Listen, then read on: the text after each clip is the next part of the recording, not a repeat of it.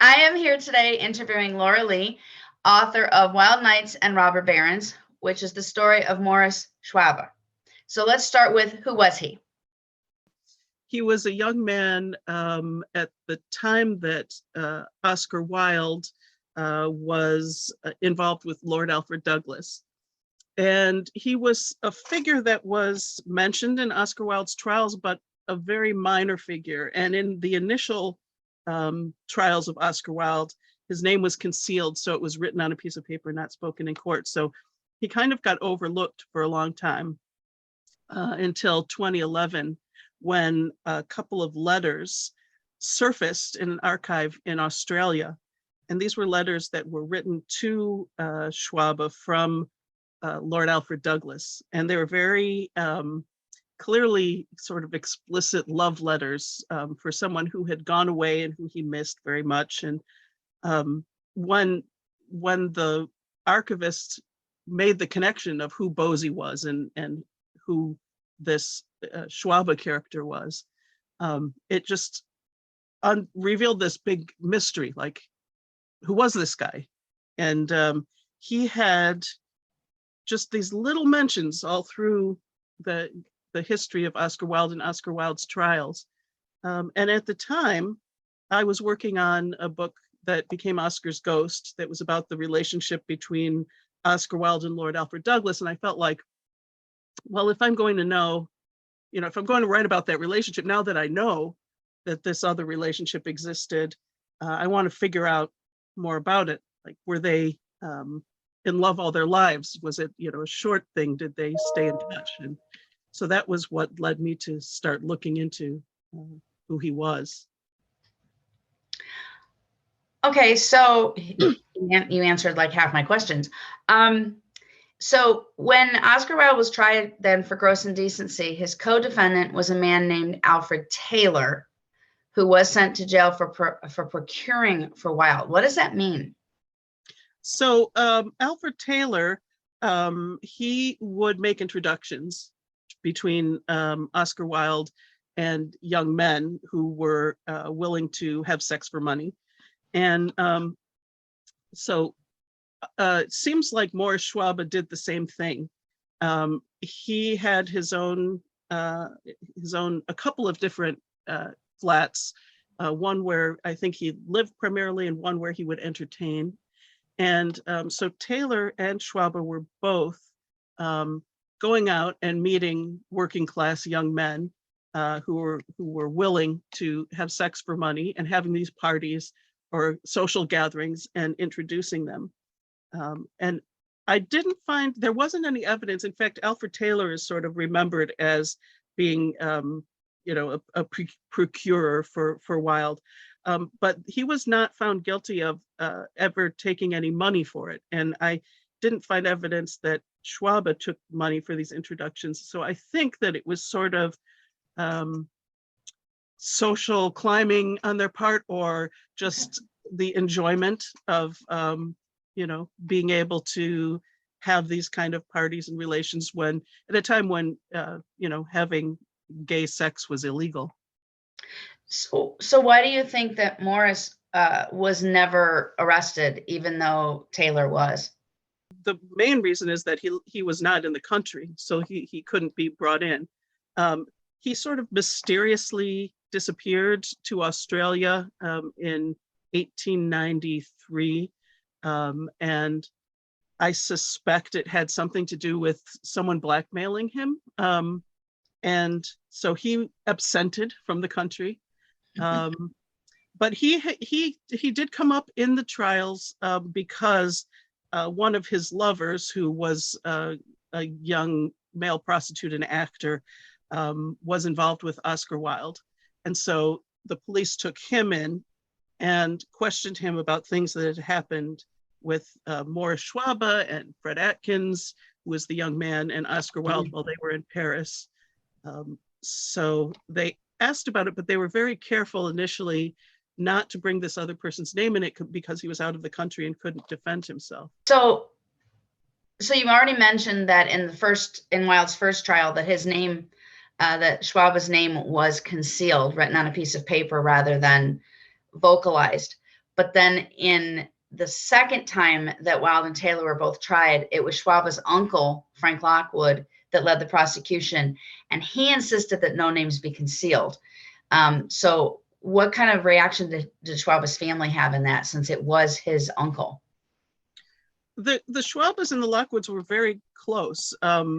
Frank Lockwood was married to Maurice Schwabe's aunt, his mother's sister, and the Lockwood daughters used to play with the Schwabe daughters when they were kids, and they'd go on vacations together. Frank Lockwood offered to mentor both the older Schwabe boys. So there were three sons. There was Maurice, Walter, and then Edgar and Jeffrey. So the two were close in age, the older two. And Lockwood had offered to mentor them both in law. And there's some indication that Schwabe maybe looked into going that direction, but he went an entirely different direction. Walter did end up mentoring with Lockwood. Lockwood never wrote about the Wilde trials. There aren't any letters that have surfaced of him, talking with the family. He's supposed to have gone after, he was known for being very amiable and humorous and likable. But in that trial against Wilde, he just went after him with a great deal of aggressiveness. And I think that it was a large part because he didn't want to be seen as showing favoritism or covering anything up. There was always a suspicion that people who had connections would be protected. So he was trying to show that that wasn't the case. And because his nephew was involved in it, he was perhaps more aggressive than he would have been, because he just wanted to be very clear that there was no favoritism involved. And the only clue that I have as to what the family thought about it is that Lockwood died a couple of years after the trial suddenly. And he had a huge funeral, all kinds of society figures, everyone involved in the law, but none of the Schwabe family members attended, except for Walter. Walter did. That's a pretty big indicator of how the family ultimately felt. So did you find out anything new about Oscar Wilde while you were doing the research for this book? One of the things that was really interesting was I had to keep telling myself that Oscar Wilde was not the center of the story.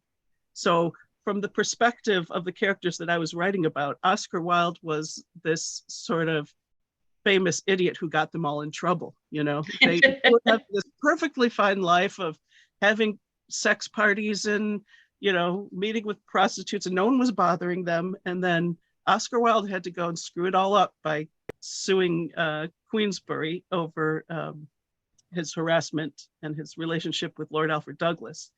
So when you sort of take, and it's really hard because Oscar keeps wanting to go back in the center of the story, he keeps wanting to be the focus. But when you kind of push him to the side and you're trying to take the perspective of these people around him and what they thought or what they were doing. And I focused a lot on Alfred Taylor and on Fred Atkins, who was the young man who he went around with Maurice Schwabe a lot. The way their relationship was described almost like a romantic relationship, but obviously it was also a business relationship.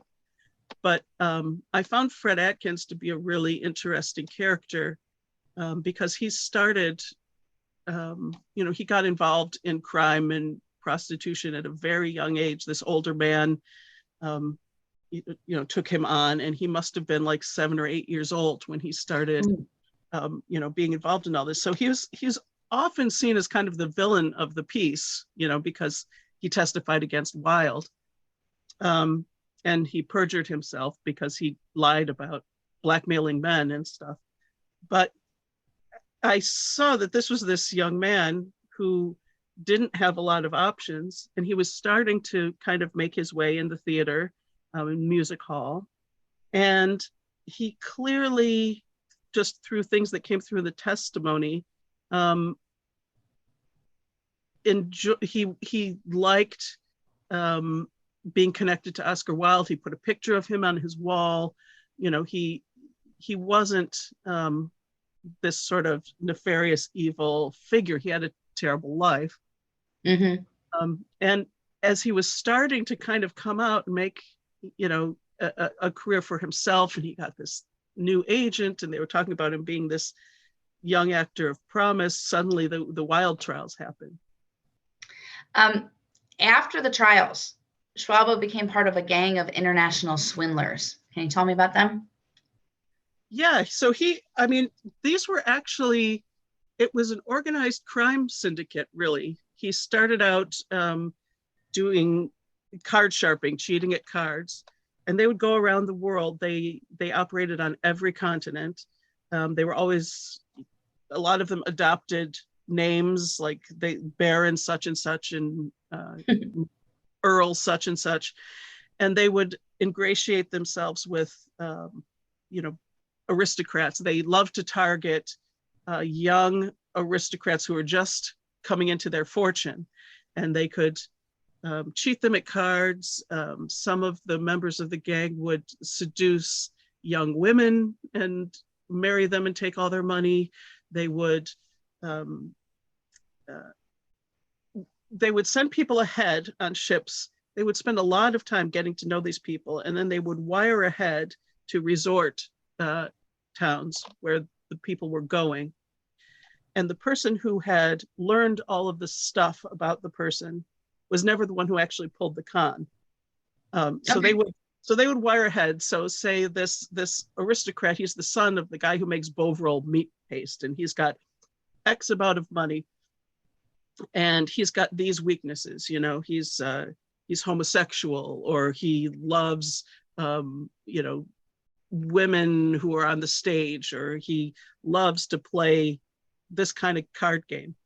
And so they'd send that ahead, and then these con artists would figure out a way to meet that person, to bump into them while they're on vacation, their guard is down, and then they'd know exactly how much they could take from them before they'd say, oh, that's more than I can spend, and get a little bit more.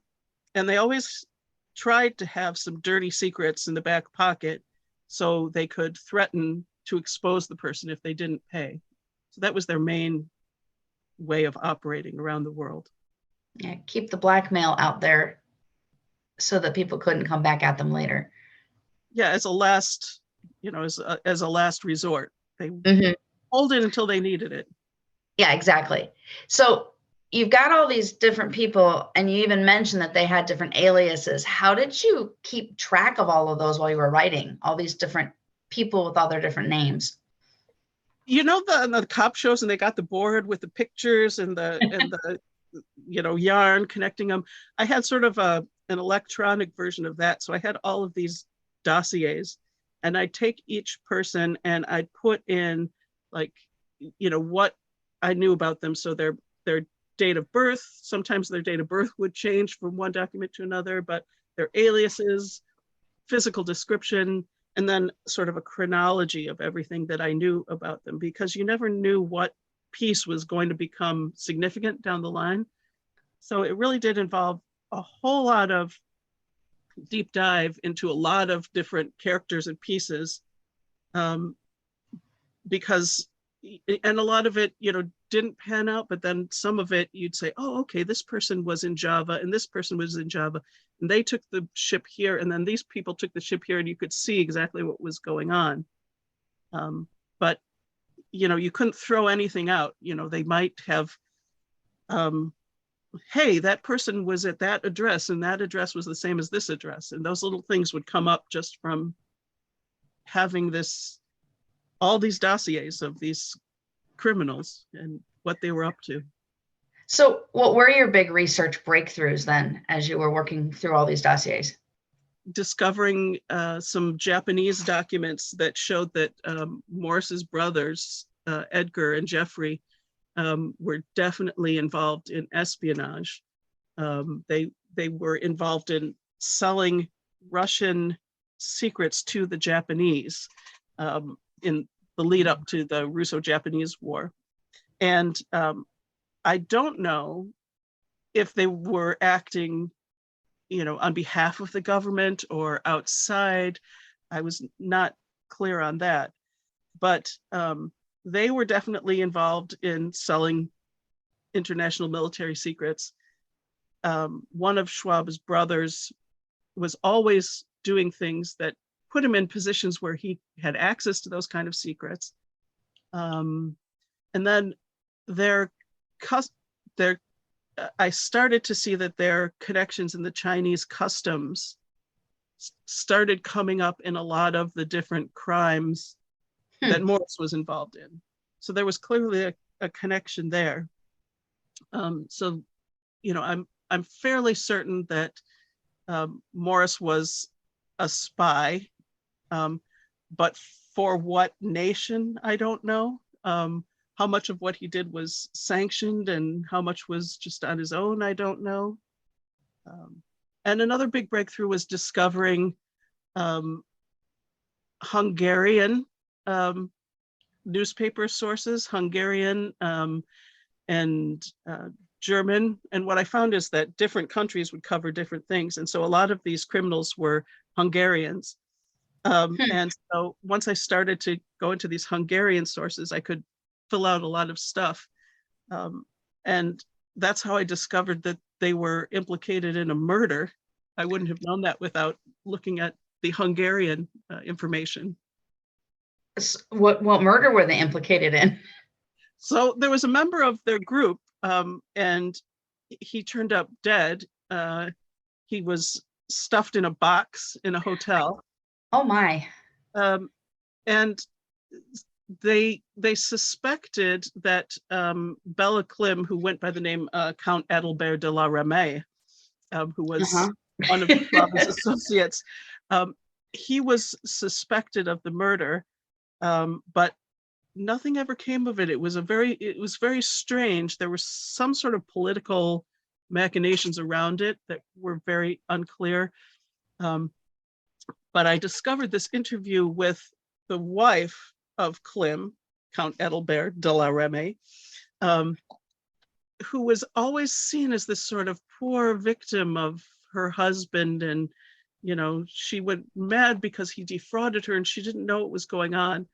And there's this one interview that was in a Hungarian source where the person clearly didn't know about all of this murder stuff, but was talking about her just being hysterical and like sort of writing her off as crazy because she would wake up in the middle of the night having visions about this guy Goebel, who was the one who was murdered, and about detectives coming to get her and stuff.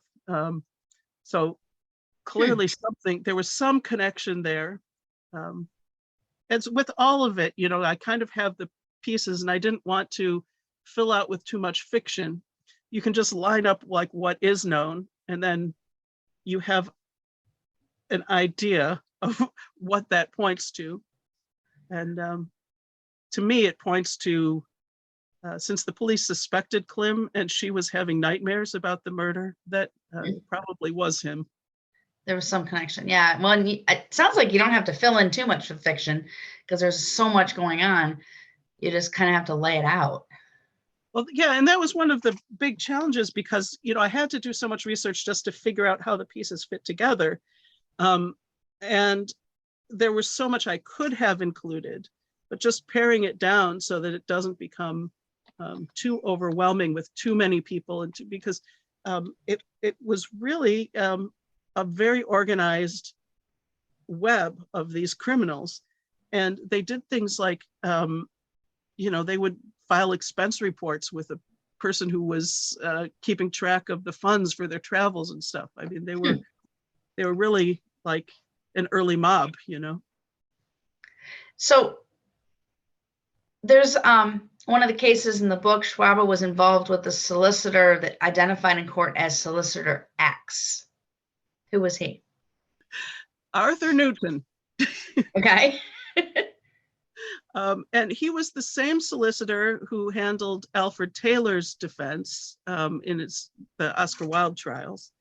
And he was quite a character. He did a lot of major trials of the day, the Crippen murder trial, which is a very famous one. But he also was the guy that you would go to if you had difficult situations to hush up. And he was very good at leveraging cases in the media. So he would, get money from publications to talk or not talk about something that was happening in the trial, or to get people to pay to not be mentioned in the newspapers. So he was a fixer. He was Lord Alfred Douglas's fixer for most of his life. And he was involved in some shady dealings with Schwabe. And they clearly had a very close relationship. His son went on to marry one of Schwabe's sisters. Oh. Well, okay then. So he had an entrepreneurial period and was part of the early cinema boom and was a company promoter. Do you think these were legitimate businesses, or were they just covers for crime and another way for him to shield what he was doing? I think they were a combination of both. I think that he wasn't too concerned whether his businesses were legitimate or illegitimate. I think that his earliest venture, being the early cinema, it was like Nickelodeon, so it was this kind of look in the little coin machines. So that was a business where it's very easy to just launder money. And his later businesses tended to be in things that would allow him to travel and to, under the guise of looking for machines to invest in, he could meet people who were making armaments or things like that. So I think in some way they were cover, in some ways they were paper companies to get people to invest in things that were never going to work. And a few of them, I think, were probably legitimate attempts to make some money. That makes sense. So in the years leading up to the First World War, Schwabe was business partners with the writer Gerald Hamilton, who later became the model for Mr. Norris in Christopher Isherwood's Mr. Norris Changes Trains. Hamilton himself was a shady figure and made up all kinds of stories about his part and what he was doing. Is it possible it was actually Maurice Schwabe who drew him into his life of crime? I think that it was. He was another person who was connected to Chinese customs. His father had been involved in Chinese customs, and Gerald Hamilton grew up in China. He came back, and like a lot of the young men, he inherited this huge fortune and immediately met Maurice Schwabe and his friends. Schwabe introduced him to the Oscar Wilde circle. Hamilton was a young gay man who had admired Oscar Wilde, so this was really exciting for him. And he succumbed to a kind of blackmail. He got involved in a lot of. He later lived with Aleister Crowley, the dark magic guy. Yeah. Who was around with connected to the Oscar Wilde circle also at that time. And so they did live together in the 30s. I think that if Hamilton didn't know him in the teens, he certainly knew of him. And he was having these sort of occult parties that combined sort of gay sex and occult. And that was a very big secret that right around the time that the solicitor, Arthur Newton, was needing money, John Bull, this publication, started harassing this circle of friends around Hamilton and sort of threatening they were going to expose more about them, which tends to suggest that someone was saying, hey, if you paid us a little money, these stories will go away. So these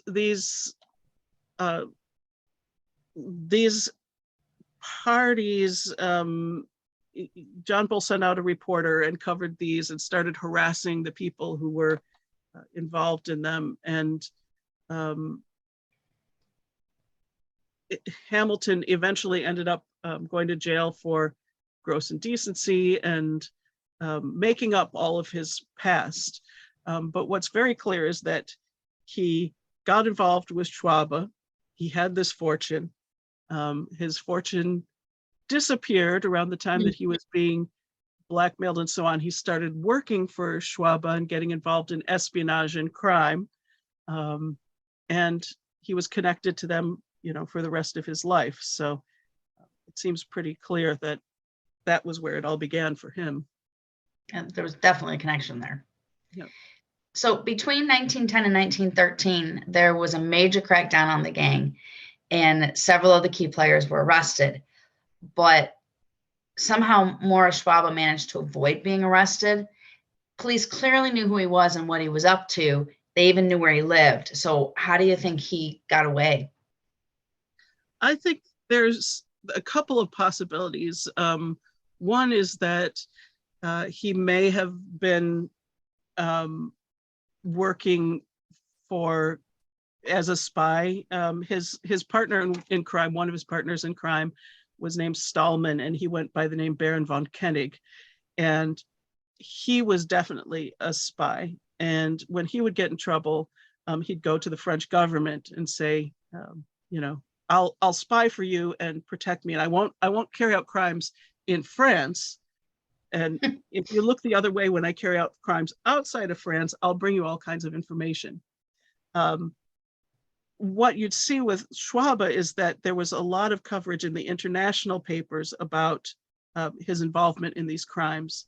Some of them seemed to suggest that he was the ringleader, the center of it, but there wasn't much of anything in the British press. So it could be that he had some sort of protective deal. He could have been a police informant or a spy of some kind. It could be that he just had the kind of secrets that they thought it was better to let him be than to let any of it come out in court. Because one of the things we haven't talked about is that he never stopped procuring and having these sex parties for gentlemen who like to have sex with other men. So he had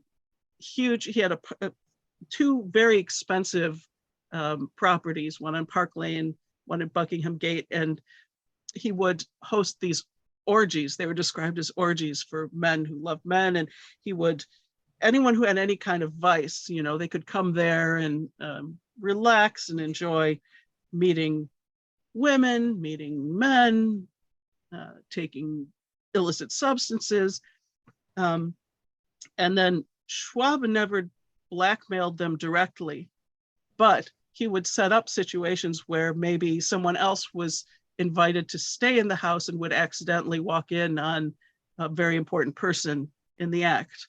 So those kind of secrets might have protected him if he, if some of the august personages who were supposed to have participated were names he could drop.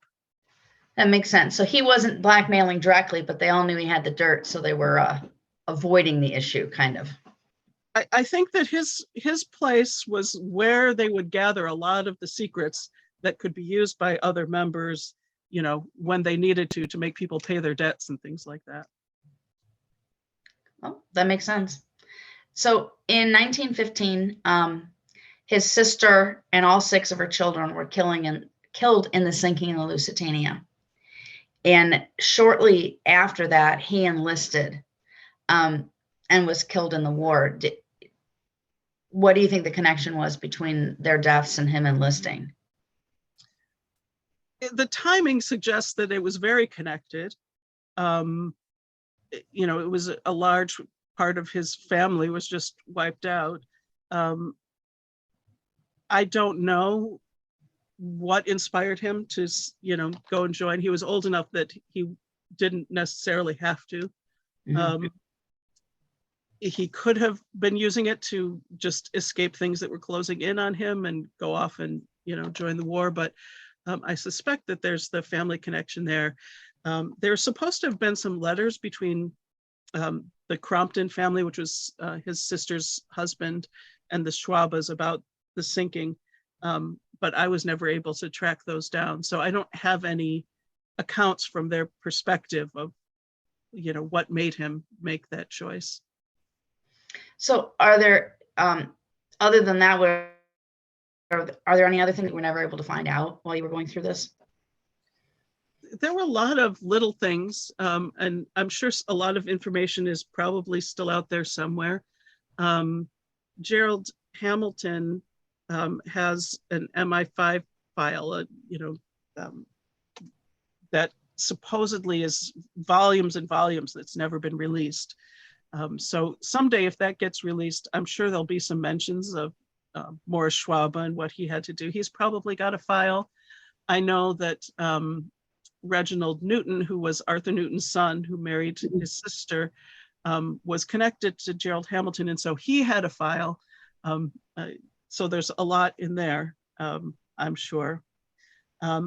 I wasn't able to find as much about what Schwabe thought or what his motivations were, because there weren't a lot of personal letters that he wrote. It's not like someone like Lord Alfred Douglas, who was always writing letters and talking from his perspective. So that was something that I would like to have found out more about.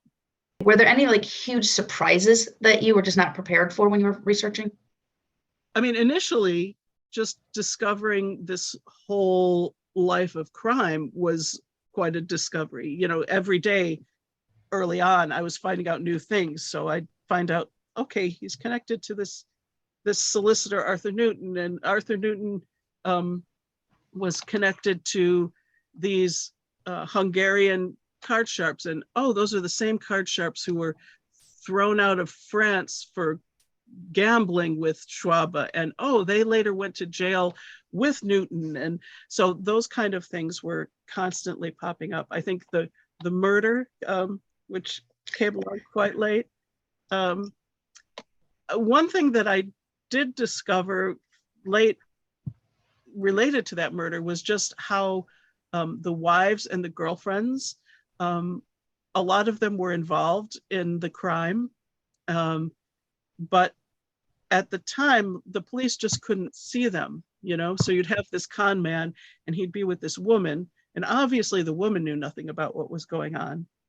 And a lot of them did, of course. A lot of them were stealing in their own right, and that there were little clues of it. And I think looking at it as a modern person, as a woman instead of these Victorian cops, you can see obviously there's another person in the room, and obviously she knows something, but they would just ignore them. So that was an interesting thing that I found too. So do you have any questions that you still have kind of unanswered that you want to know more about with Schwabe or any of the other individuals? I mean, I think that the big question for me with Maurice Schwabe is who he was working for. I mean, it's clear looking at the pieces that he was involved in some sort of political intrigue and selling secrets, and his brother was involved in that, and the family had military connections.